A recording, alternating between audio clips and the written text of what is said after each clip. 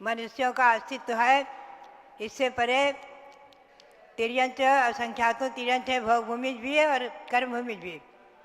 और देव और नारकी तो असंख्यातों है ही हैं। देवों की संख्या भवनवासी, व्यंतर, ज्योतिषी, कल्पवासी, चारों प्रकार के देवों की संख्या असंख्यातों मानी गई है। और नारकी भी असंख्यातों हैं। हमेशा ध्यान में रखें। तो 2.5 जीव तक की सब व्यवस्था है। इससे आगे मैंने जैसे कल विषय बताया था, इससे आगे असंख्यातों जीव तक तिर्यंच युगलियाँ हैं। युगलिया तिर्यंच भोगभूमि, और वो मर कर के भवनवासी, व्यंतर, ज्योतिषी आदि देव हो जाते हैं। और कोई देवों के संबोधन से या जाति स्मरण आदि से सम्यक दर्शन प्राप्त कर लेते हैं तो वैमानिक देव भी हो जाते हैं। भव्यात्माओं, हमें और आपको ये समझना है कि हमें मनुष्य मिली है सबसे कम, अत्यधिक अल्प, जो कि इन असंख्यातों की संख्या में ना के बराबर बहुत थोड़ी 29 अंक प्रमाण मनुष्यों की संख्या मानी है। 29 अंक प्रमाण। और उसमें भी कितने भेद हैं। मनुष्यों में आर्य और म्लेच्छ के नाम से 2 भेद हैं, जैसा कि श्री उमा स्वामी आचार्य ने तत्वार्थ सूत्र में दिया है, आर्या म्लेच्छाश्च। और उनमें भी भेद प्रभेद बहुत हो जाएंगे। जाति से म्लेच्छ, क्रिया से म्लेच्छ, क्षेत्र से म्लेच्छ आदि। ऐसे मनुष्यों में कर्मभूमि भोगभूमि भी भेद हैं।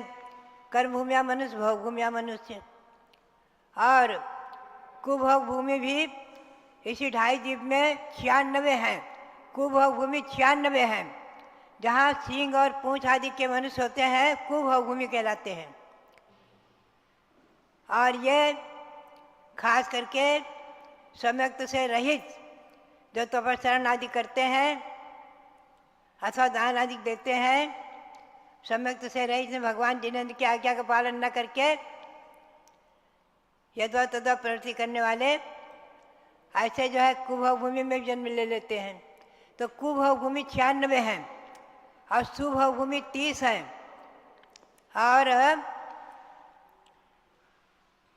देखा जाए विचार करके तो 170 कर्म भूमि है। 2.5 जीव में 170 कर्म भूमि। सब लोग नोट करो, ये एक अध्ययन का विषय है, पठन का विषय है, पढ़ने का। 170 कर्मभूमि है।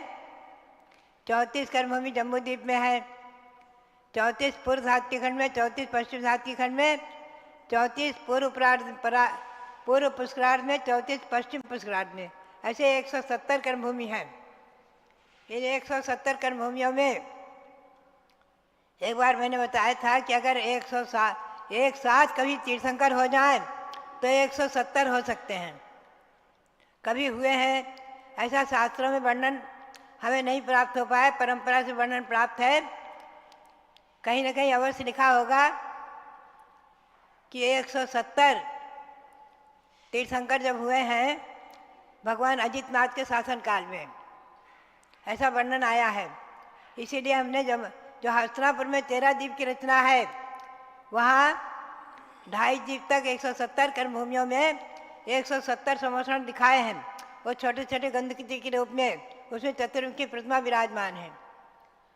4 समोसरण तो समोसरण के आकार से भले ही 2-2.5 फुट में है, छोटे से, लेकिन वो शास्त्रीय समोसरण 8 भूमि सहित हैं। बाकी केवल गंधकुटी दिखाई गई हैं। तो भव्यात्माओं, हम और आप जम्बूद्वीप की जो पहली कर्मभूमि में पहला आर्यखंड है, उसमें जन्मे हुए हैं। जम्बूद्वीप का भरत क्षेत्र का आर्यखंड, इस आर्यखंड में संपूर्ण विश्व, आज का उपलब्ध संपूर्ण विश्व उसी के अंदर समाहित से, ध्यान रखें। ऐसा श्लोक भारतीय ग्रंथ में बहुत खुलासा किया गया है। और श्री माणिकचंद कौंदाचार्य हुए हैं हमारे समय, हमने को ने उनसे चर्चा भी की है, फिरोजाबाद के थे, और उन्होंने भी श्लोक भारती की टीका करते हुए बहुत खुलासा किया है। तो भव्यात्माओं, जैन भूगोल को भी आप लोगों को पढ़ना चाहिए, सीखना चाहिए, समझना चाहिए। 170 तीर्थंकर एक साथ नहीं हो सकते, जन्म एक साथ नहीं हो सकता, ध्यान रखें। सुमेरु पर्वत कितने हैं? मेरु 5 हैं, 5 मेरु है ना। एक जम्बूद्वीप में, 2 धात्ती खंड में, 2 पुष्करार्ध में। तो 5 मेरु में 4-4 शिलाएँ हैं भगवान के अभिषेक की। तो 5 मेरु समय 4-4 शिलाएँ कितनी हो गई? 20 ही तो हुई। ऐसे 20 पांडुक शिलाओं पर अगर 20 तीर्थंकर एक साथ जन्म ले सकते हैं, जिनका जन्माभिषेक सुमेरु पर्वत पर मनाया जा सकता है। एक साथ जन्म नहीं होंगे 170 के, लेकिन 170 के समोसरण एक साथ बन सकते हैं। समोसरण की रचना 170 एक साथ हो सकती है। आप ध्यान रखें, जन्म तो अधिकतम एक साथ 20 का ही हो सकता है, अधिक का नहीं हो सकता। नहीं सुमेरु पर्वत की पांडुक शिला कहाँ जाएंगी? कहीं सुमेरु पर्वत और ढूंढने तो जाएंगे नहीं, 5 ही सुमेरु पर्वत है और उनकी 4-4 शिलाओं पर ही अभिषेक हो सकता है। तो जन्माभिषेक के लिए आप ध्यान में रखें, ये सब जैन भूगोल का विषय है। और आपको तिलोय पण्णति, अगर अधिक आपको स्वाध्याय करना है तो तिलोय पण्णति, त्रिलोकसार, लोक विभाग और राजवार्तिक का 3-4 अध्याय आदि पढ़ें, सब जैन भूगोल का वर्णन आपको मिलेगा। सर्वार्थ सिद्धि आदि में था है। तो इसलिए आज हम देखते हैं, हमने जैसा कि आज से 70-72 वर्ष पूर्व भी पाया कि जैन ज्योतिर्लोक और जैन भूगोल आदि को पढ़ने वाले हमारे यहाँ विद्वानों में भी इक्के दुक्के ना के बराबर हैं, बहुत कम है। सन 1958 में आचार्य श्री शिवसार महाराज ने गिरनार की यात्रा शुरू की थी संघ सहित। आचार्य श्री वीरसार जी महाराज के समाधि के बाद उन्होंने यात्रा प्रारंभ की। सबसे पहले खानिया से, जयपुर से वो किशनगढ़ होते हुए अजमेर पहुँचे। तो सरसेठ भागनंद जी सोनी ने अनेकों विद्वानों को एकत्रित करके 1-2-3 दिन की संगोष्ठी की थी। उसमें जैन ज्योतिर्लोक का विषय रखा। तो आचार्य श्री ने हमें भेज दिया, हमें बिठा दिया, बोलेगी ज्योतिर्लोक पर। तो बात यही है, जैन ज्योतिर्लोक कैसा है, कहाँ है, कितना ऊंचा है। एक अकेले जम्बूद्वीप के भरत क्षेत्र में आज जो सूर्य आपको दिख रहा है, कल दूसरा दिखेगा जब विदेश क्षेत्र में जाएगा। इसके भ्रमण वगैरह में जो 184 गलियाँ मानी है। तो जम्बूद्वीप में 2 सूर्य 2 चंद्रमा हैं, लेकिन जम्बूद्वीप के भरत क्षेत्र में एक ही सूर्य एक ही चंद्रमा रहता है। और एक ऐरावत में, और जब यहाँ रात होती है तो दिन में सूर्य विदेश क्षेत्र में रहता है। वहाँ रात दिन का प्राय विभाग नहीं होता है, वहाँ हमेशा कर्मभूमि रहती है 32 विदेश क्षेत्रों में। और वहाँ हमेशा तीर्थंकर जन्म लेते रहते हैं, लेकिन उनके पंच कल्याणक 24 की संख्या का नहीं है, पंच कल्याणक से भी होते हैं और 2 कल्याणक और 3 कल्याणक वाले तीर्थंकर भी होते हैं विदेश क्षेत्र में। 2 कल्याणक कैसे होंगे? किसी मनुष्य ने जो उत्तम कल में जन्मे आदि हैं दीक्षा लिया और 6ठे-7वें गुणी स्थान में रहते हैं और उन्होंने तीर्थंकर प्रवृत्ति का बंद कर लिया। बंद दीक्षा लेने के बाद तो उनके 2 कल्याणक होंगे, केवल ज्ञान और निर्वाण। और जिन्होंने दीक्षा लेने के पहले गृहस्थाश्रम में रहते हुए तीर्थंकर प्रकृति का बंद कर लिया। तीर्थंकर प्रकृति के लिए केवली भगवान के समवसरण का होना आवश्यक, उनके चरण सानिध्य में ही तीर्थंकर प्रकृति बनती है। बंद कर लिया तो 3 कल्याणक से पवित्र हो जाएंगे, दीक्षा कल्याणक, केवल ज्ञान कल्याणक। लेकिन ये ध्यान रखो, जम्बूद्वीप के भरत क्षेत्र के आर्यखंड में, 5 भरत क्षेत्र के आर्यखंड में, 5 भरत क्षेत्र, 5 ऐरावत, उनके आर्यखंड में नियम से 24 तीर्थंकर होते हैं और चतुर्थ काल में ही होते हैं। 6 काल परिवर्तन होता है, 6 काल परिवर्तन होता है।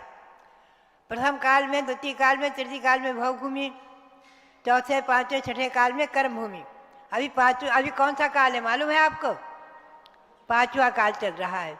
हम और आप पांचवें काल में जन्मे हैं। पांचवें काल में जन्म लेकर भी अगर हमने आपने भगवान का समर्पण तो मिलेगा नहीं साक्षात, केवली भगवान नहीं मिलेंगे, दिव्य मनपरे ज्ञानी महामुनि नहीं मिलेंगे, रिद्धिधारी मुनि नहीं मिलेंगे, लेकिन फिर भी महाव्रती मुनि है। पंचम काल के अंत तक चतुर्विसंग रहेगा, ये नियम है। मुनि आरिका क्षुल्लक क्षुल्लिका श्रावक श्राविका रहेंगे ही रहेंगे, और अंतिम एक मुनि एक आरिका एक श्रावक एक श्राविका रहेंगे अंत में। और मुनि के हाथ से ग्रास, पहला ग्रास का जो टैक्स मांगा जाएगा उससे मुनि समाधि वरण कर लेंगे। फिर धर्मेंद्र देव आकर धर्म सब समाप्त हो जाएगी, कर्मभूमि की व्यवस्था समाप्त हो जाएगी, छठा काल आ जाएगा। छठा काल के तो बात यही है कि पंचम काल के अंत तक अभी 18,000 वर्ष तक भगवान महावीर चौथे काल के अंत में जन्मे हैं। 2552वां भी निर्वाण कल्याण महोत्सव चल रहा है। आगे आने वाले दीपावली को हम लोग 52 वर्ष भगवान के पूरे हो गए। 2553वां निर्वाण महोत्सव चलेगा। तो भव्यात्माओं, इस पंचम काल में भले ही आज केवली नहीं है, रिद्धिधारी मुनि नहीं, लेकिन तो भी मुनि है, और श्रावक हैं, श्राविकाएं हैं, आरिकाएं हैं, क्षुल्लक हैं, क्षुल्लिकाएं हैं, समय दृष्टि भी हैं। पांचवें छठे सातवें गुणी स्थान तक मुनि हैं, भावलिंगी मुनि हैं। ध्यान रखें, एक ऐसा संप्रदाय अपने जैन संप्रदाय में पैदा हुआ दिगंबर में ही, हमारे देखते देखते आज भी उसका अस्तित्व है, लेकिन ना के बराबर कम है। ऐसा संप्रदाय पैदा हुआ जिसने मुनियों को नमस्कार नहीं किया, पीछेधारी को नमस्कार नहीं किया और नहीं माना, बोले मुनि नहीं है, मुनि नहीं है, मुनि नहीं है। आचार्य सांसार और वीर साहब जी के समय पर भी वो आए और बगल से बाहर से निकल गए। सब विद्वान लोग खड़े रहे कि अंदर आवे तो हम लोग जो है स्वागत करें, चर्चा करें। अंदर मंदिर में प्रवेश नहीं किया। जहाँ आचार्य वीर साहब महाराज विराजमान थे खजांची की नसिया में, अंदर प्रवेश नहीं किया, बाहर से निकल गए। ऐसा भी संप्रदाय है जो आज मुनि और आरिकाओं के अस्तित्व को नहीं मानता है, उनको नमस्कार भी नहीं करता है। भले ही वो हमारे पास आए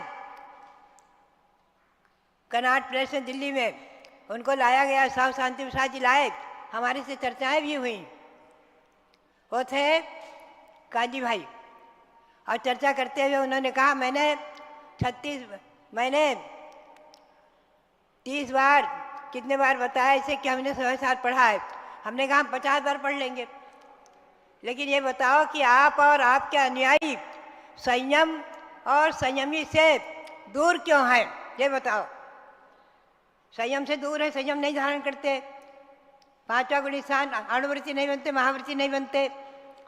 आपके अनुयायी भी, आप भी, और संयमी को हाथ नहीं जोड़ते, उनके निकट नहीं जाते, उनसे दूर रहते हैं। क्या कारण है? हंसते रहे और कहते रहे। आचार्य श्री सांसार महाराज ने क्या कहा था कि हमने भगवती आराधना का स्वाध्याय 36 बार किया है। तो 36 बार स्वाध्याय जिन्होंने किया उन्होंने अपनी संलेखना कैसी बनाई? 36 दिन की संलेखना बनी है। मैं वहाँ मौजूद थी छिलिकावस्था में, कुंथलगिरी में। मैंने आंखों से देखा उनकी तपस्या और उनकी संलेखना। 1 महीने लगभग रही थी, छिलिकावस्था में थी, इसी सन 1955 में कुंथलगिरी में। जो आज होंगे इस उम्र वाले, हम लोग देख रहे थे। ले जाकर भगवान का पंचामृत अभिषेक दिखाया, भगवान की प्रतिमा विराजमान कराकर उनके दर्शन कराए। फिर जब आचार्य महाराज ओम सिद्धाय नमः अंतिम सांस लेने लगे तो भगवान की प्रतिमा को लाकर मंदिर में रखा, सामने कुंथलगिरी में।